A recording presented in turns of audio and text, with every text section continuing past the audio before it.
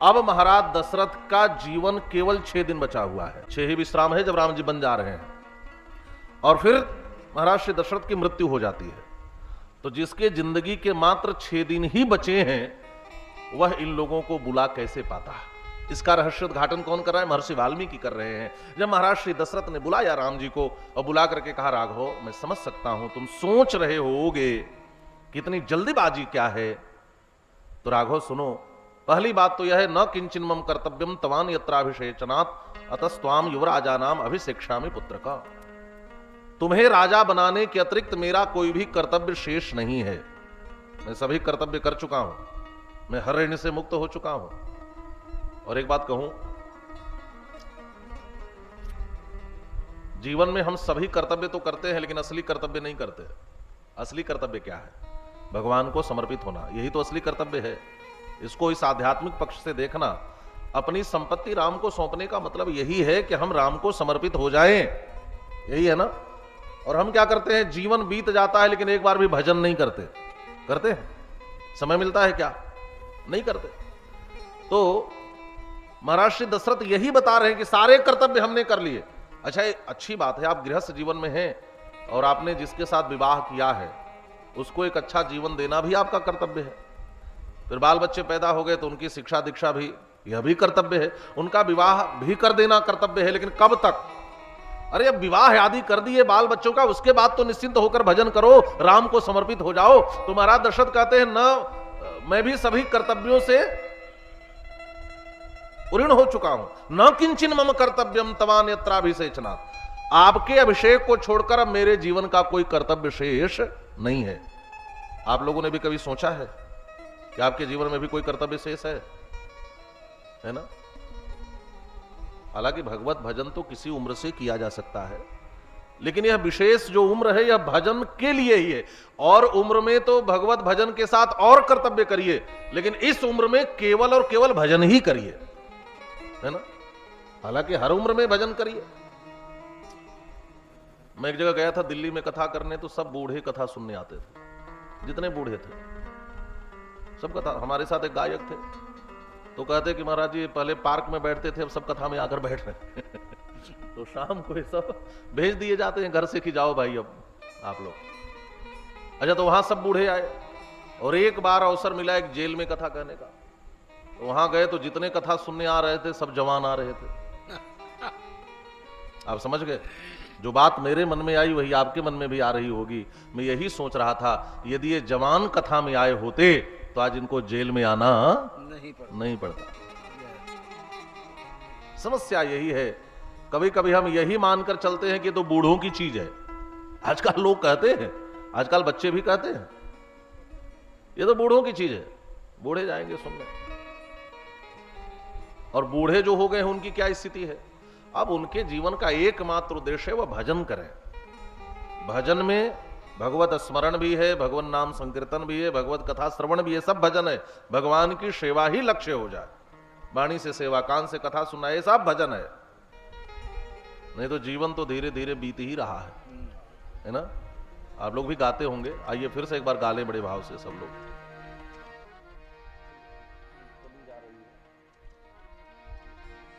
जा रही है उम्र धीरे धीरे, उम्र धीरे धीरे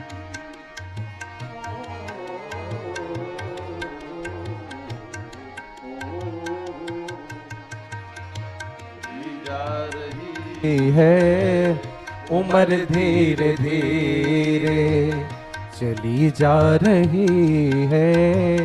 उम्र धीरे धीरे सुबह शाम आठों पहर धीरे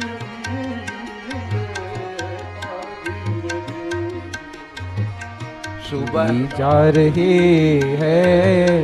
उम्र धीरे धीरे, उम्र धीरे धीरे।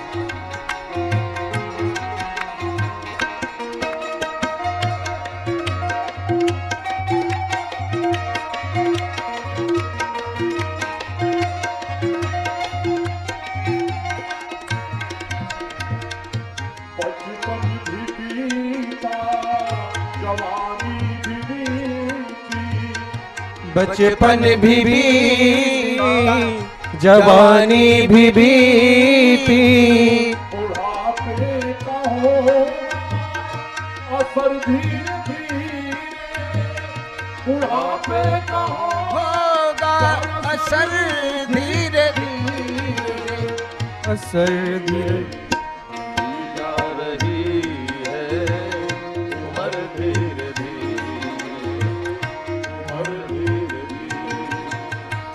चली जा रही है उम्र धीरे धीरे, उम्र धीरे धीरे।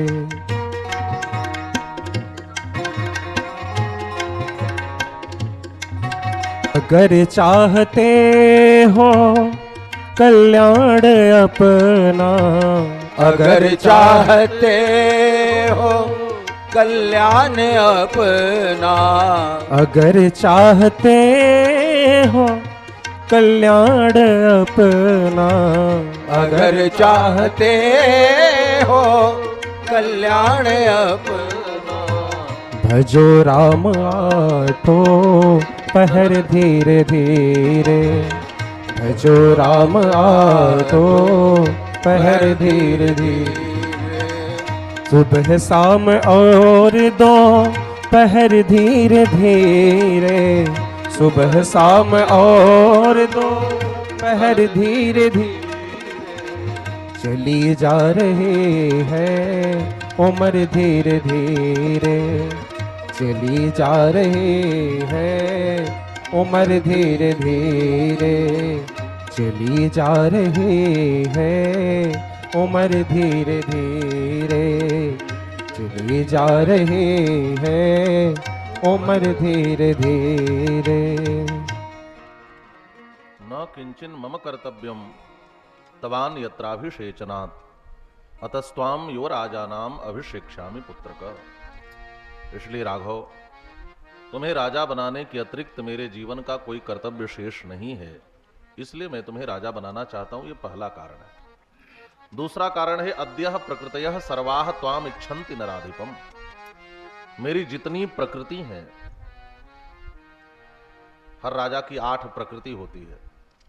राजा के मंत्री, राजा का सेनापति, राजा की सेना, राजा की प्रजा, राजा की पत्नी, ये 8 प्रकृति होती है। और महाराज श्री दशरथ कहते हैं, राघव, अद्यः प्रकृतयः सर्वाः त्वाम इच्छन्ति नराधिपम। मेरी जितनी प्रकृति है सब तुम्हें राजा के रूप में देखना चाहती है, इसलिए दूसरा कारण यह है कि मैं तुम्हें राजा बनाना चाहता हूं। और बेटा, जो तीसरा और मुख्य कारण है, मैं समझ गया कि तुम उत्तर नहीं दे रहे थे। तुम क्या सोच रहे हो कि मेरा भरत होता, बंधु विहाई बड़े ही अभिषेक हो, यही तो सोच रहे हैं। मेरा भरत होता, भरत के बिना राजा बनना यह उचित नहीं लग रहा है। आप सोच रहे हो कि राघव कितनी जल्दीबाजी क्या है, तो उसका भी कारण बता रहा हूं। अवष्टब्धम च मे राम नक्षत्रम दारुणग्रहैः आवेदयन्ति दैवज्ञाः सूर्यांगारकराहुभिः। महर्षि वाल्मीकि ने लिखा है, अवष्टब्धम च मे राम नक्षत्रम दारुणग्रहैः। हे राघव, आजकल मैं रात्रि में भयानक सपना देखता हूं। भयानक सपना आपने श्रीमद् भागवत में भी सुना होगा। कंस को सपने में मृत्यु की पूर्व सूचना मिली है ना, उन्हें भयंकर सपना देखा। महाराज दशरथ भी कहते हैं, मैंने भयानक सपना देखा। स्वप्न विचारकों से पूछा तो सबने एक ही बात कही, महाराज आपकी मृत्यु कभी भी हो सकती है। राघव, आवेदयन्ति दैवज्ञाः, तो मैंने दैवज्ञों को बुलाया। दैवज्ञ कहते हैं ज्योतिषी को। मैंने ज्योतिषियों को बुलवाया, अपनी कुंडली देकर विचार करवाया। हर ज्योतिषी ने एक ही बात कही, सूर्यांगारक राहु भी। सूर्य अंगारक माने मंगल और राहु, ये तीनों विपरीत है महाराज। प्रबल मार्केश है, आपकी मृत्यु कभी भी हो सकती है, और ठीक 6 दिन के बाद हो ही जाती है। इसका मतलब है अभी तक तो यह भी पता नहीं कि मैं रात भर जीवित रह पाऊंगा कि नहीं रह पाऊंगा। आज ही सूचना मिली है, ज्योतिषियों ने कहा आपकी मृत्यु कभी भी हो सकती है, तो रात्रि में राज्याभिषेक नहीं किया जा सकता। इसलिए प्रातः काल जो शुभ नक्षत्र आ रहा है पुष्य, मैं उसी शुभ नक्षत्र में राघव तुम्हारा राज्याभिषेक करना चाहता हूं। इतना सुनने के बाद तब राम जी ने अपनी स्वीकृति दी है, ऐसा महर्षि वाल्मीकि ने लिखा है। इसी को लेकर के ब्रह्मर्षि वशिष्ठ तो त्रिकालदर्शी महात्मा है, इसलिए ब्रह्मर्षि वशिष्ठ ने कहा महाराज अब आप विलंब मत करो, बस जल्दी से राज्याभिषेक की तैयारी करो, विलंब मत करो, तैयारी शुरू करो। मानुषकार यहां पर लिख रहे हैं, बेगी विलंब न करिय नृप, साजे सबुई समाज। बेगी विलंब न करिय नृप, साजिय सबुई समाज। सुदिन सुमंगल तब ही जब, राम हो ही जुबराज। राम हो ही जुबराज। सुदिन सुमंगल तब ही जब, राम हो ही जुबराज। ये सब इसके पीछे के कारण है कि ब्रह्मर्षि वशिष्ठ ने कहा विलंब मत करिए, बिल्कुल विलंब मत करिए महाराज, बस तुरंत साजिए सबुई समाज, बस तैयारी शुरू करिए।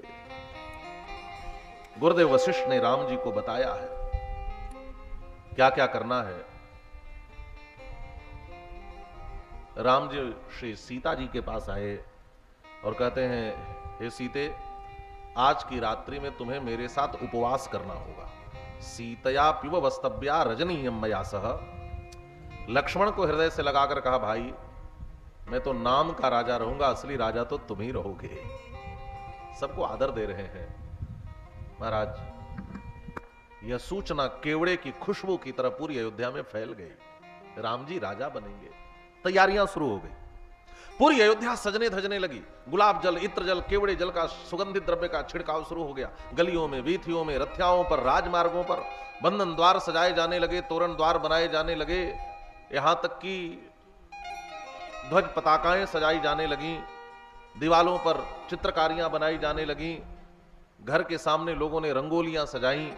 अयोध्यावासी कहते हैं, भैया अयोध्या का कोई स्थल ऐसा न बचे जहां पर अंधेरा हो। प्रकाश करणार्थम तो निशागमन शंकया, इसलिए ऐसा करो एक एक वृक्षों पर भी दीपक जला दो, एक एक वृक्षों पर। और महाराज अयोध्या में कोई ऐसा स्थल नहीं बचा जहां प्रकाश स्तंभ न लगाया गया हो। प्रकाश करणार्थम तो निशागमन, एक एक स्थलों पर प्रकाश की व्यवस्था हुई। अब तो महाराज पूरे अयोध्या वासियों में आनंद छा गया। किसी को खाने की रुचि नहीं हो रही। अच्छा, जब बहुत खुशी मिलती है तो भूख नहीं लगती, नींद नहीं लगती। ऐसी खुशी आई है आपकी जिंदगी में? न खाने का मन करता है, न सोने का मन करता है। महाराज अयोध्या वासियों की यही स्थिति हो गई। वो तो घर से बाहर निकल गए। ऐसा लग रहा है जैसे जन समुद्र उद्वेलित हो रहा है अयोध्या के राजमार्ग पर। जनरव सुनाई दे रहा है, चारों तरफ कोलाहल सुनाई दे रहा है, बस चारों तरफ आनंद ही आनंद छाया है। न भोजन की रुचि, न नींद सोने की रुचि, कोई आकांक्षा ही नहीं अयोध्या वासियों के जीवन में। आकांक्षा है तो सिर्फ दो आकांक्षा, जल्दी से रात बीत जाए और सूर्योदय हो जाए।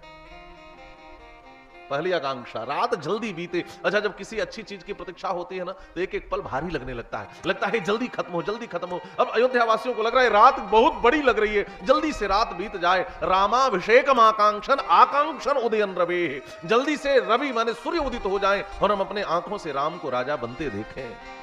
और अरे बड़ों की बात तो छोड़ दें, जो छोटे छोटे बच्चे हैं जिनको यह भी पता नहीं राजा क्या होता है, प्रजा क्या होती है। इतना पता है कि खूब लड्डू बटेगा और हम लोगों को खूब लड्डू खाने को मिलेगा। जब राम जी राजा बनेंगे तो चारों तरफ खुशियां होंगी। तो छोटे छोटे बच्चे खिलौनों से खेलना भूल गए। छोटे छोटे बच्चे चत्वरों पर, चौराहों पर एकत्रित हो जाते, एक दूसरे को बुलाते। जब भीड़ लग जाती तो एक बच्चा उधर से कहता, जानते हो कल क्या होने वाला है? तो दूसरा पूछता, क्या होने वाला है? तो एक कहता, कल हमारे राम जी लाजा बनने वाले हैं, कल हमारे राम जी लाजा बनने वाले हैं। ये सब वर्णन है महाराज। छोटे छोटे बच्चे बाला अपि क्रीडमानाः गृहद्वारेषु संघर्षः रामाभिषेक संयुक्ताः चक्रुरेव कथामिथः। छोटे छोटे बच्चे, मिथा माने परस्पर आपस में राम राज्याभिषेक की चर्चा कर रहे हैं। पूरी अयोध्या सज रही है दुल्हन की तरह। उसी समय महाराज श्री दशरथ ने कहा, बादकों को सूचना दे दो। और वो लगे गहगहे बाजे बजने। गहगहे बाजे आप समझते हैं ना, गम गम गम गम गम गम गम गम, ओ बधावा बाजने लगा महाराज। चारों तरफ अयोध्या में आनंद छा गया। ये सब खुशियों के बातें हैं। तो गहगहे बाजे जब बजने लगे, चारों तरफ आनंद ही आनंद उमड़ रहा था। अयोध्या में जब बाजे बज रहे थे तो लग रहा था कोई देवताओं की पीठ पर हथौड़ा बरसा रहा है। इनकी धड़कन तेज हो गई, कहीं राम जी राजा बन गए और बन नहीं गए तो हम सबका क्या होगा, रावण कैसे मारा जाएगा। दौड़ करके भगवती शारदा के चरणों में गिर पड़े, कृपा करो कृपा करो कृपा करो, जल्दी से जाओ, कुछ ऐसा करो, किसी की बुद्धि बदलो, श्री राम राजा न बन पाए, जल्दी से बदलो। गोस्वामी जी ने एक चुटकी ली, देखो भाई ये कहां रहते हैं देवता, सबसे ऊंचाई पे रहते हैं, स्वर्ग। ऊंच निवास नीच कर तूती, देख न सकहि पराए विभूति, देख न सकहि पराए विभूति। ऊंच निवास नीच करतूती, बहुत बड़ा व्यंग है, आज समाज में देखा ही जाता है। बड़ा नाम और उनके स्कैंडल देखिए, रोज न्यूज और समाचार पत्रों में सुनने को मिलता है। यह जो उनका पतन है, उनकी जो करतूती है वह उचित नहीं है, देख ही न सके। अब भगवती शारदा अयोध्या में आई। अयोध्या के नर नारी कैसे हैं, गोस्वामी पाद लिखते हैं सब सुजाती हैं। कल मैंने वर्णन सुनाया था आरंभ के चौपाइयों में, अयोध्या के जो नर नारी हैं ये सब सुजाति हैं। सुजाति और कुजाति का तात्पर्य क्या है, मंथरा को कुजाति कहा है गोस्वामी जी ने, और अयोध्या के सभी नर नारियों को सुजाति कहा है। सुजाति का तात्पर्य है, सुजाति किसकी है का जो भगवान से प्रेम करें। ध्यान से सुनना, जो भगवत प्रेमी है वह सुजात है, जिनको भगवान से प्रेम नहीं है वही कुजात है। यह मानस की दृष्टि है महाराज, जो राम जी से प्रेम करता है। अच्छा, भगवती शारदा पूरी अयोध्या में घूम रही हैं, लेकिन कोई कुजाति मिले ही नहीं, सब सुजाति। सबके हृदय में राम प्रेम उमड़ रहा है, सब राम राज्याभिषेक की खुशी में नाच रहे हैं, गा रहे हैं। आहा, भगवती सरस्वती का हृदय भर आता है। वो सोचते हैं किसकी बुद्धि बदलूं, और यह भी सच है जो राम से प्रेम करेगा उसकी बुद्धि को तो सरस्वती भी बदल नहीं सकती है महाराज। राम प्रेमी पर तो शारदा भी असर नहीं छोड़ सकती। जिसकी बुद्धि में राम बैठ चुके हैं उसकी बुद्धि को बदला भी नहीं जा सकता। पूरी अयोध्या घूम गई, तब पता चला एक है इस अयोध्या में भी जिसको राम से प्रेम नहीं है। करिए विचार कुबुद्धि कुजाति, मंत्रा के लिए एक कुजाति है, इसको राम से प्रेम नहीं है। अच्छा, जिसको राम से प्रेम नहीं है उसी की बुद्धि बदली जा सकती है। भगवती शारदा ने इसी की बुद्धि पलटी और इसकी बुद्धि में आया कि चलो जरा हम भी छत पर चलें, और यह मंथरा छत पर चढ़ गई। और छत पर चढ़ने के बाद, अच्छा इसका भी क्या परिचय दिया है मानसकार ने, नाम है मंथरा, है मंदमती। मानसकार लिखते हैं, नाम मंथरा मंदमती, चेरी कह गे। नाम मंथरा मंदमती, चेरी कह के।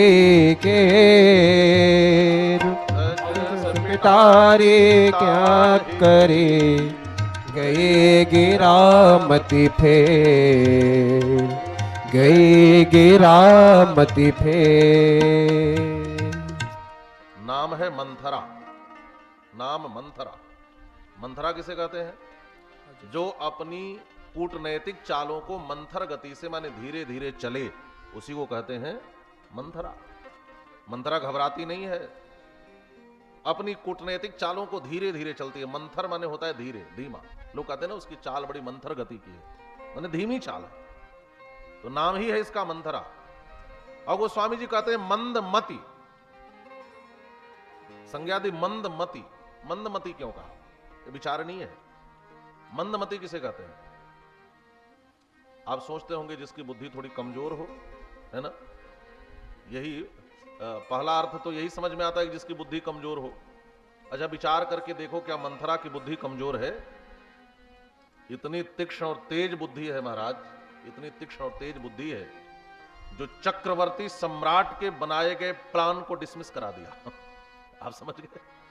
एक सम्राट जिसके पास असाधारण मंत्री हैं, दृष्टिर जयंतो विजय सुराष्ट्रो राष्ट्रवर्धन अकोपो धर्मपालश्च सुमंत्रश्च राष्ट्रमूर्धवित।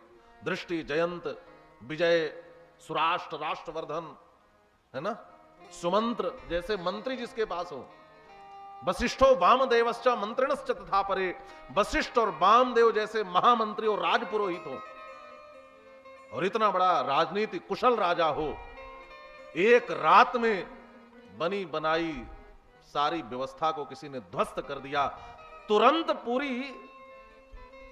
पूरी व्यवस्था को पलट दिया एक ही रात में। उस मंथरा की मति मंद कैसे हो सकती है? उस मंथरा की बुद्धि कमजोर कैसे हो सकती है? यहां मंदमति का तात्पर्य क्या है? ध्यान से सुनना।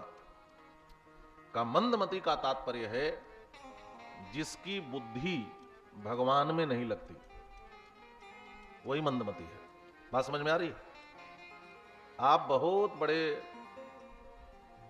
गोल्ड मेडलिस्ट हो जाएं, है ना, 2-2, 3-3 विषयों से पीएचडी कर लें, डिलीट कर लें, बहुत तीक्ष्ण बुद्धि हो, कोई बहुत बड़ा सर्च रिसर्च कर डालें, सब कुछ कर डालें, लेकिन यदि आपकी बुद्धि राम जी में नहीं लगती तो रामायण की दृष्टि में आप भी मंदमति है।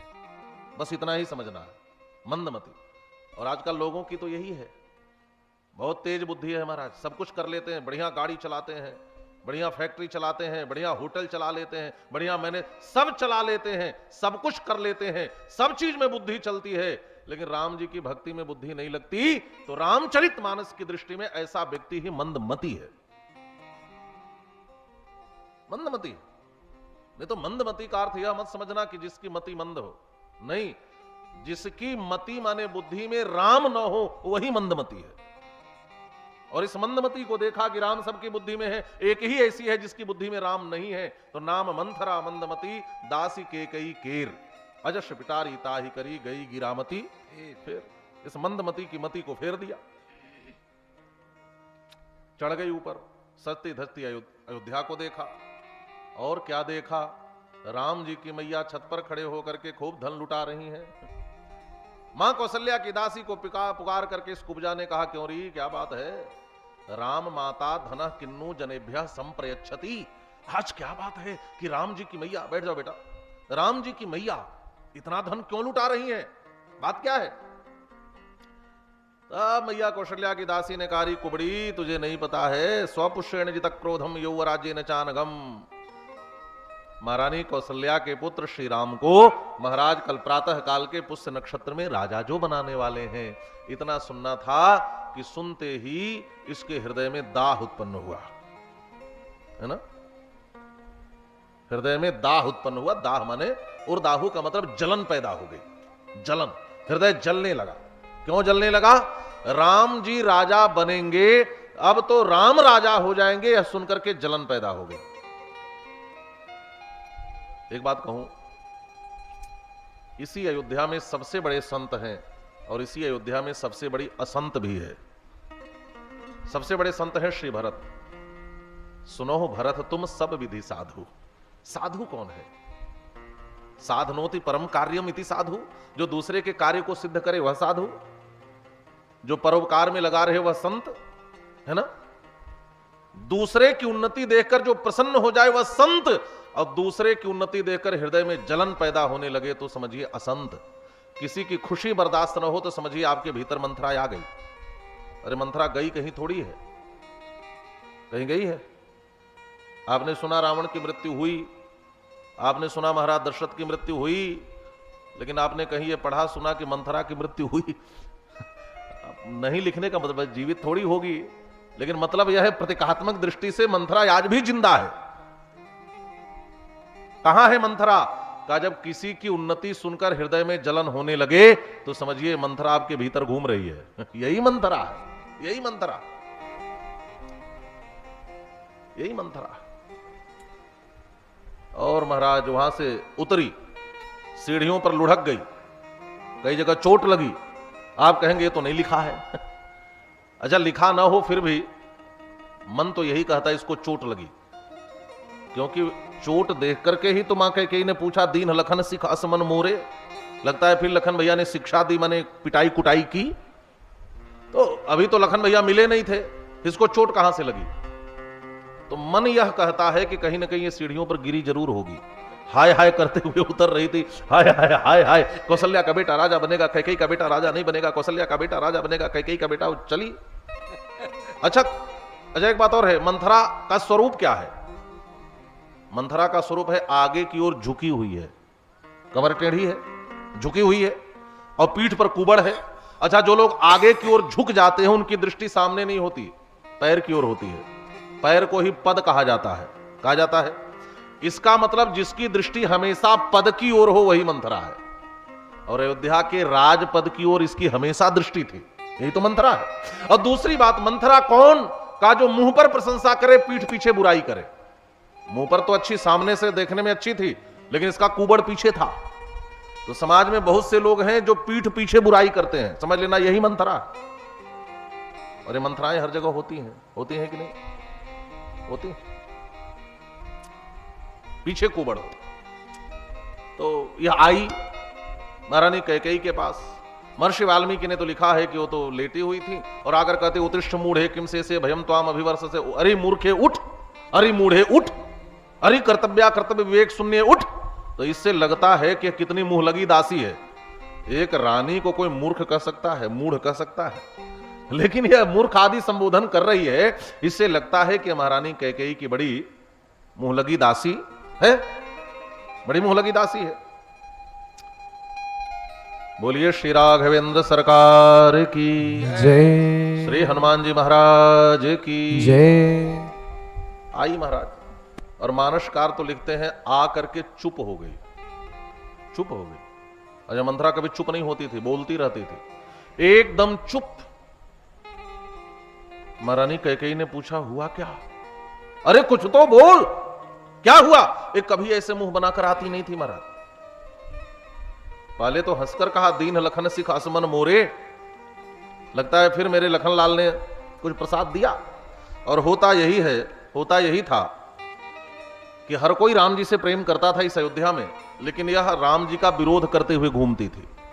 अच्छा, और लोग सुनते थे तो चुप रह जाते थे, लखन भैया सुनते दो चार मुक्के का प्रसाद दे दिया करते थे। तो इस प्रसंग को पढ़कर लगता है रोज की बात रही होगी। तो महारानी कैकेयी ने कहा, फिर मेरे लक्ष्मण ने दिया क्या? मंथरा ने कहा, मुझे मार पड़ती है, तुझे बड़ा मजा आता है ना, आज मार मुझे नहीं तुझे पड़ी है। इतना कहकर चुप हो गई महाराज, बोले ही नहीं।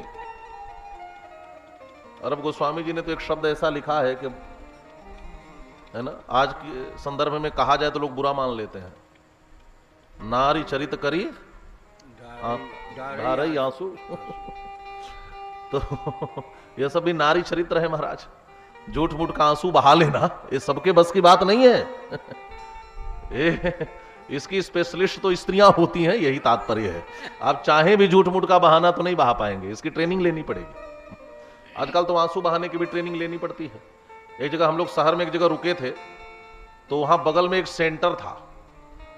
आपको बताऊं, बड़ा आश्चर्य होगा कि पता चला कि जिन लड़कियों का विवाह के बाद विदाई होता है उनको वहां रोने सिखाया जाता है। हमने कहा वाह, ये तो पहली बार ऐसा सेंटर मैंने सुना। आपने सुना है कि विदाई के समय कैसे रोना है, कि ज्यादा उसमें आवाज भी न आए, आंसू भी निकाल लेना, ये सब है। अब आप विचार करिए कि जहां रोने की एक्टिंग सिखाई जाए, विदाई के समय भी लड़की की आंख में आंसू न आए, तो हम किस ओर जा रहे हैं? तो वही नारी चरित करी धारई आंसू, ये भी लगी आंसू बहाने। और महाराज ये आंसू जो होते हैं ना, एक्टिंग वाले खासकर अभिनय वाले, ये आंसू बड़ा असर छोड़ते हैं, लगी आंसू बहाने। अब इसके इस झूठ मूठ के आंसू को देखकर डर गई महारानी कैकेयी, डर गई, सभय हो गई और डर गई। अच्छा, जब आपको डर लगे तो सबसे पहले आप किसका समाचार पूछते हैं? मान लीजिए आप समौता गांव के हैं, ठीक है, और आप बनारस रह रहे हैं, दिल्ली रह रहे हैं, किसी ने सूचना दी कि समौता में आग, समौता गांव में आग लगी है, तो आप सबसे पहले क्या पूछेंगे? पूछेंगे कि हमारा घर ठीक है कि नहीं, पूछेंगे कि नहीं? अच्छा, कोई कहे आपके घर में आग लगी है, तो आप क्या पूछेंगे? भाई हमारा कमरा भी बचा है कि जल गया? है ना, क्योंकि उसमें कुछ विशेष कागज रखे होंगे, सब कुछ रखे होंगे। उसके बाद या ऐसा भी होगा जो आपका सबसे प्रिय होगा, पहला समाचार आप उसका पूछेंगे। कोई कह दे कि वहां आग लग गई, वहां ऐसा हो गया, तो जो सबसे प्रिय होगा उसी का समाचार आप पहले पूछेंगे। इसके इस अभिनय को देख करके, इसके नौटंकी को देखकर, या ये जो बनाना चाह रही थी वातावरण बना डालिए, चुप हो गई, बिना बोले लगी रोने, घबरा गई महारानी कैकेयी कि लगता है कुछ बड़ा अनर्थ हो गया अयोध्या में। और जब अनर्थ हो गया तो सबसे पहली कुशलता किसकी पूछी? का सबसे पहले पूछा है, बताओ मेरा राम तो कुशल है। इससे सिद्ध होता है कि महारानी कैकेयी सबसे अधिक प्रेम किसी से करती हैं तो श्री राम से करती हैं। मानसकार लिख रहे हैं, सभय रानी कह सिकिन कुशल राम महिपाल। सभय रानी कह सिकिन कुशल राम महिपाल। लखन भरत रे पोदमन सुने भाकुब रे उरसा। भाकुब रे उरसा। सबसे पहले किसकी कुशलता पूछी? कहु राम महिपाल। पहले राम की कुशलता, फिर महिपाल माने महाराज दशरथ की कुशलता, फिर भरत की, लक्ष्मण की, शत्रुघ्न की। पहला नाम किसका लिया? राम जी का। इसका मतलब सबसे अधिक प्रेम श्री राम से करती है। इतना सुनना था कि भाग कुबरी उर साल, राम का नाम सुनते ही महाराज उसके हृदय में और पीड़ा पैदा हो गई। उसने कहा, महारानी आज राम को छोड़कर कुशलता किसकी है? आज राम ही तो कुशल है इस अयोध्या में। महाराज दशरथ राजा जो बनाने वाले हैं। इतना सुनना था। फिर से बोल कुबड़ी, फिर से बोल। उसने कहा, हां हां सच कह रही हूं मैं। कल प्रातः काल के पुष्य नक्षत्र में महाराज कौशल्या के पुत्र राम को राजा बनाने वाले हैं। इतना सुनना था कि महारानी कैकेयी उछल कर पलंग से पास में आ गई, अपने गले का सबसे कीमती हार उतारा और मंथरा के गले में पहना दिया और नाचने लगी, मेरा राम राजा बनेगा, मेरा राम राजा बनेगा। देखिए कैकेयी शब्द का अर्थ क्या होता है? केका कहते हैं मोर को, केकी कहते हैं मोर को, है ना। केकी कंठाभ नीलम, गोस्वामी जी ने भी लिखा है ना श्लोक। केकी माने मोर। मोर का जैसे नीला कंठ होता है वैसे राम जी का शरीर भी नीला है, तो वहां वर्णन है। तो केकी माने मोर। तो जो राम के प्रेम में मोरनी बन करके नाचे उसी को कहते हैं कैकेयी। राम के प्रेम में मोरनी की तरह नाचती थी महाराज, नाचने उठ लगी, नाच उठी। मंथरा ने देखा, बाप रे बाप, इतना प्रेम। अब महाराज उतार के डाला तो हार महारानी कैकेयी ने, लेकिन मंथरा ने भी तुरंत ऐसे कर दिया होगा। प्रसंग को पढ़कर लगता है तुरंत निकाल के मैंने स्वीकार नहीं किया।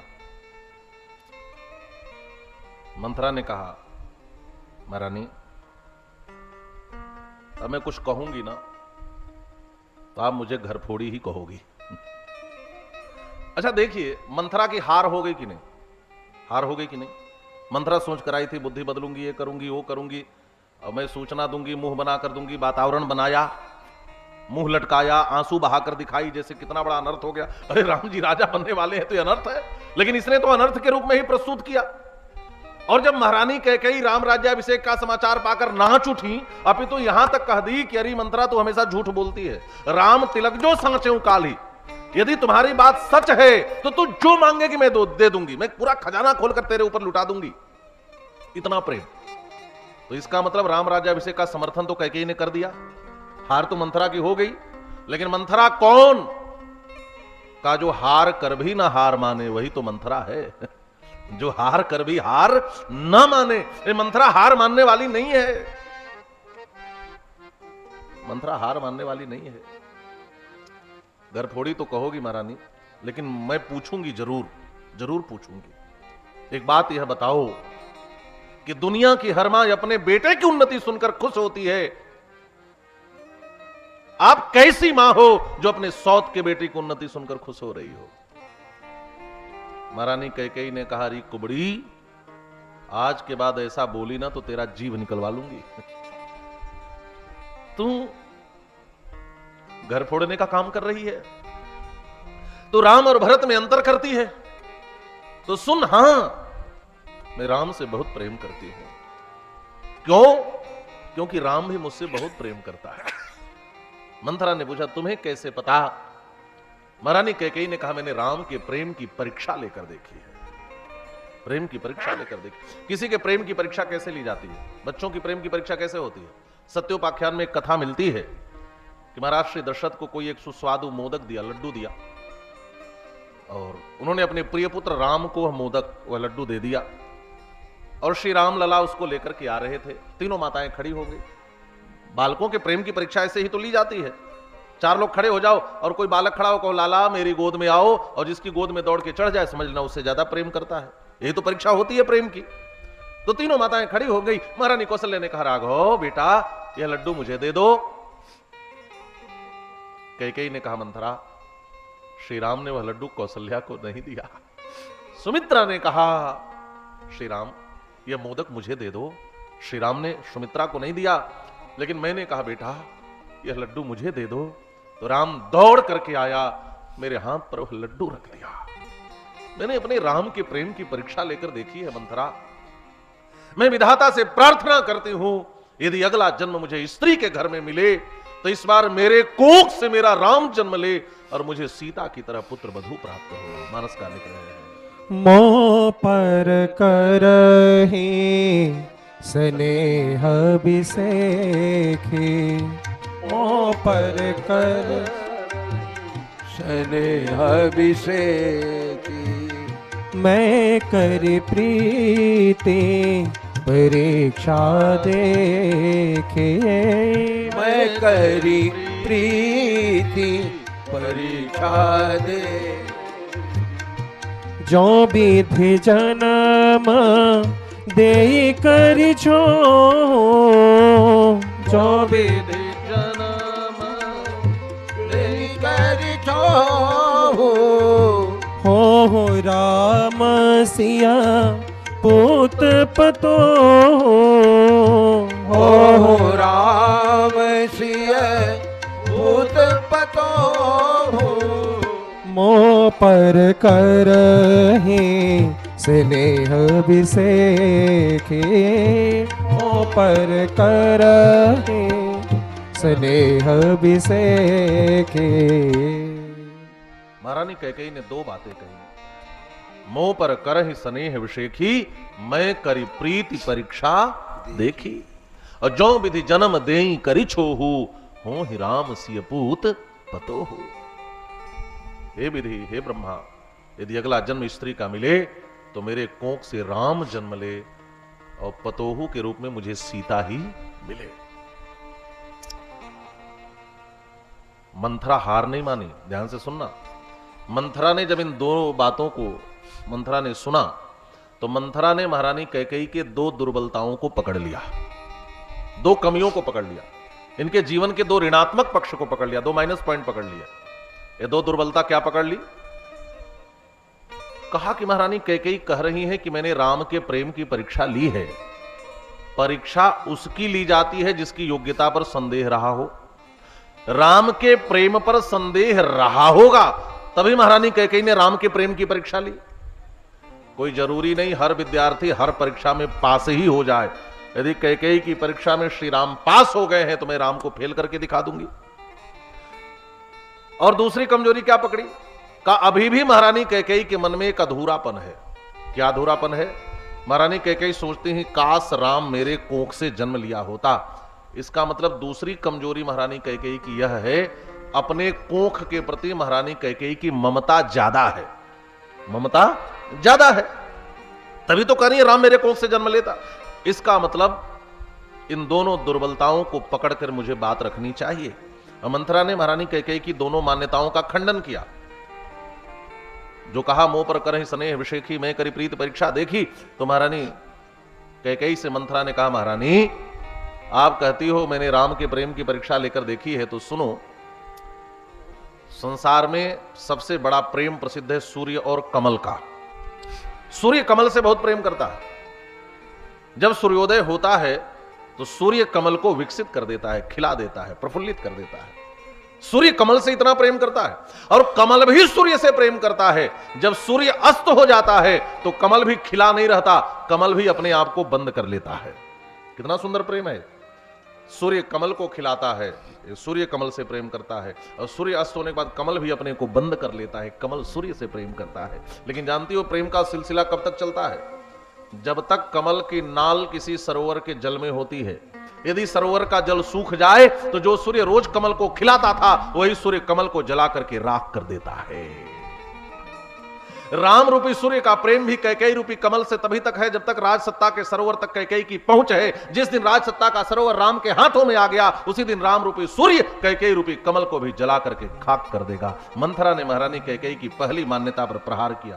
मानसकार वर्णन कर रहे हैं।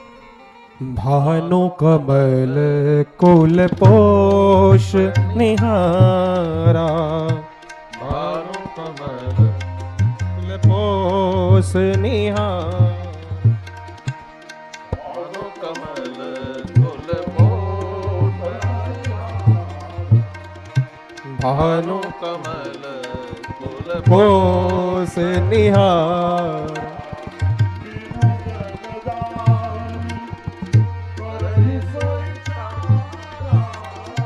बिनु जल जारी करई सोई छारा, भानु कमल कुल